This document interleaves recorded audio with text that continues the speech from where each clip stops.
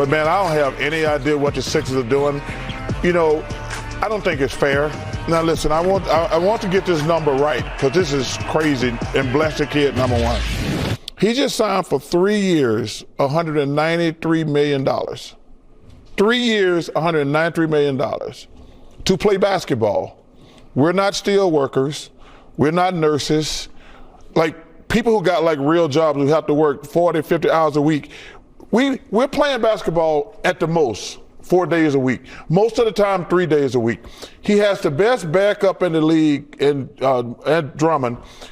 If they had said, and Ken and Shaq know this, they just say, I'm going to play 25 minutes on the second night or back-to-back, or then Drummond plays. But to come out and say it in advance was a stupidity by the Sixers, period.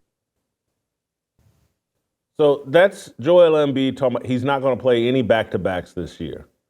And there's not a lot of back-to-backs, but he's basically announcing, hey, there's a handful of games I'm not going to play. Didn't play in the season opener. He played in the Olympics. That was important to him, to his legacy, to play in the Olympics, get that gold medal, play with Team USA, even though he's not, really a U.S. citizen, or he's a citizen but wasn't born here. That was all important to him. But, playing a bunch of games or playing the majority of NBA games is not a concern for Joel Embiid. He's obsessed with protecting his health.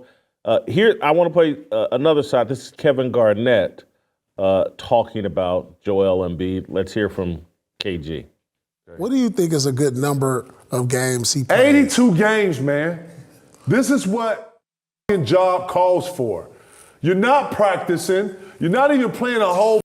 You don't play in the summer. Right. I can see if you playing in the summer, you on the playground, you went to the Olympics, then it's training camp, y'all do 30 days of tour days. Okay, that's when you get rest. Man, I don't want to hear this shit, man. I don't want to hear none of this shit. Sit out or back-to-backs? Bro, hey, listen, we done with that comparison of the era shit. We're going to respect this era and what it does, and that's it. Don't compare nobody and none of this shit because you can't. If you ain't played, man, listen. I think that's going to hurt Philly. That's going to hurt Philly from not even that, but bro. From a seeding perspective. It's rhythm. One night I got P, next night I ain't got it. They might put themselves in the position to where they play Boston in the first round. Bro, the league got to get might this not under be control, good. bro. This is all over the place, real shit. And ain't nobody saying nothing. You know what I'm saying? Ain't nobody holding nobody accountable, bro. So not only are they not gonna practice, they gonna sit out. I ain't got you in 15. Hey, look back to back. The reason why this is important to me, TJ, obviously we're at the start of the NBA season, but I keep having a conversation on this show about merit and about earning things and about a mentality that rejects entitlement. And the people at the top of the food chain feel entitled. This Joel Embiid, it's like everybody's comfortable going after Joel Embiid in an aggressive way. But his mentality's no different than LeBron James's mentality, who's forcing his son onto the NBA and forcing his son into the league. It's all about undermining merit, and all the people at the top that have their money, they feel entitled to certain privileges.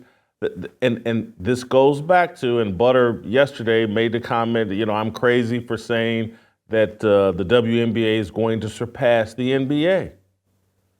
It's going to happen because these NBA players do not care. And as soon as we pay the women as much money as we're paying the men, they won't care either.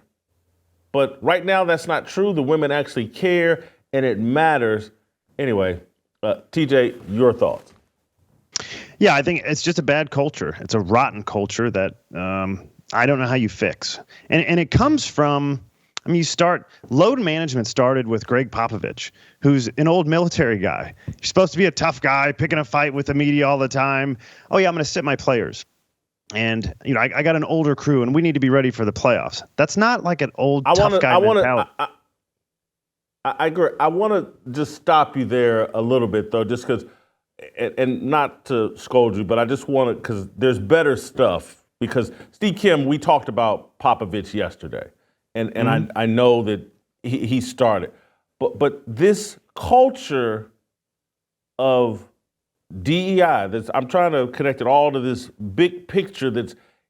We're sitting here and it'll sound like people, oh, he's just picking on NBA players and they're black. I'm saying this mentality of entitlement is pervasive throughout American culture. You can see it most easily in the NBA and in these sports stars, but this is the mentality of America. Everybody's a victim. Everybody has a story about why they shouldn't be required to do X, Y, and Z because I'm some sort of victim. And that's bled into these athletes like, oh my God, I could get hurt.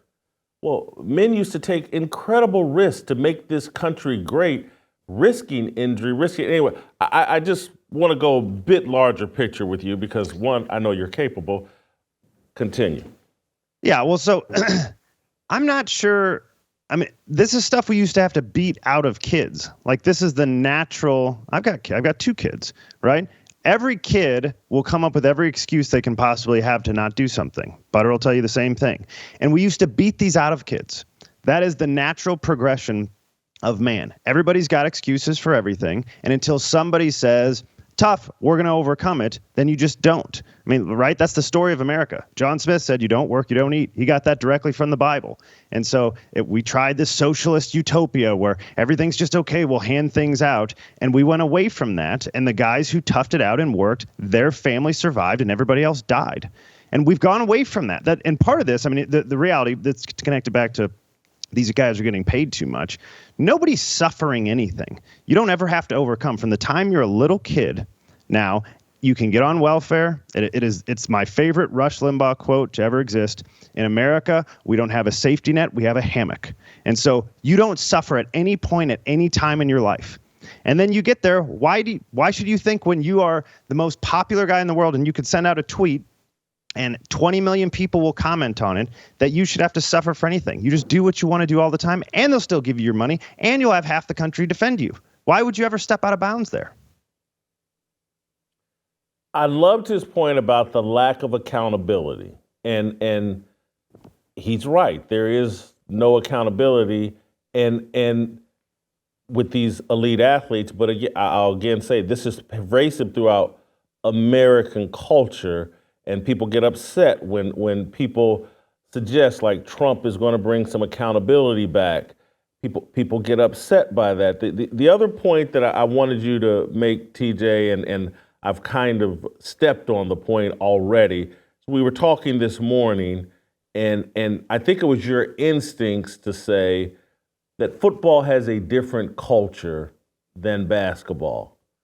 Yeah. I'm not so sure if that's accurate, as much as football has a different schedule than basketball. And if football had a similar schedule, you'd see guys saying, you know how easy it is for me to get injured? Nah, we got a 40-game schedule. I'm going to play 25 of them.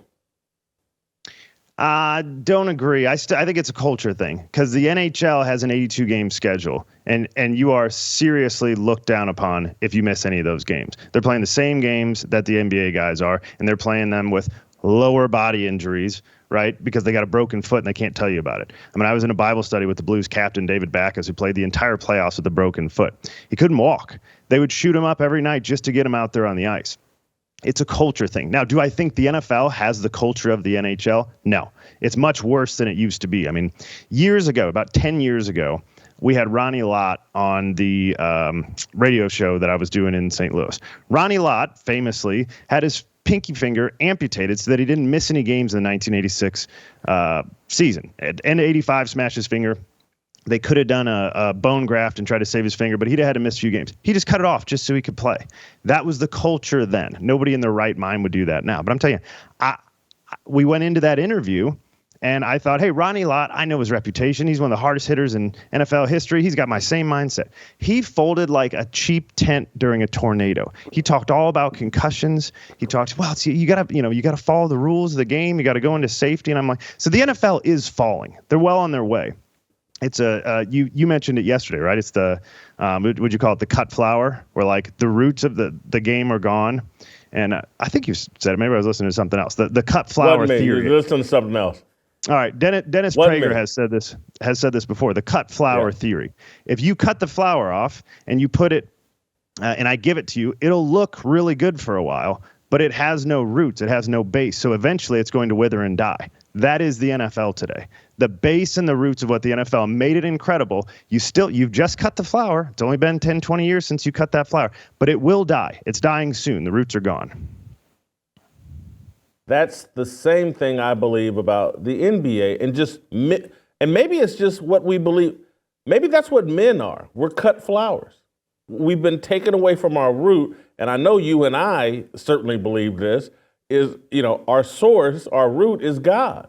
And so maybe that's what we're talking about here about America, American sports, and men in general. We've been cut off from our source of power, and I'm not saying, because a lot of people will be listening to this and say, these guys are taking care of their bodies, they're taking care of themselves, and they're just smarter than previous men and previous generations. I don't believe that. Like what you saw?